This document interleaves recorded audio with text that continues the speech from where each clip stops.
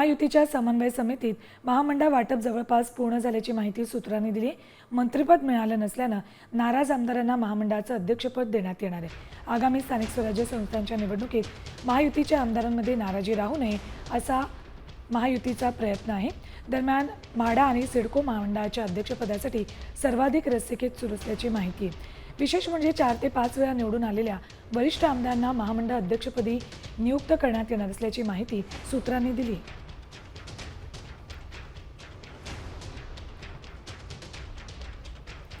मंत्रिपद मिळालेल्या आमदारांना महामंडळाचं अध्यक्षपद दिलं जाणार आहे।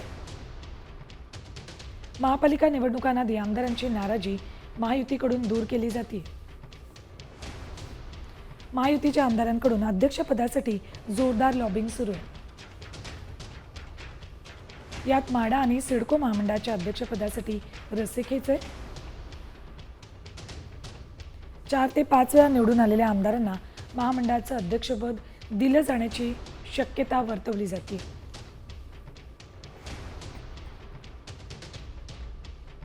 आता isakal.com आहे देशातील नंबर 1 ची मराठी न्यूज वेबसाईट। प्रत्येक अपडेटसाठी isakal.com ला नक्की भेट द्या।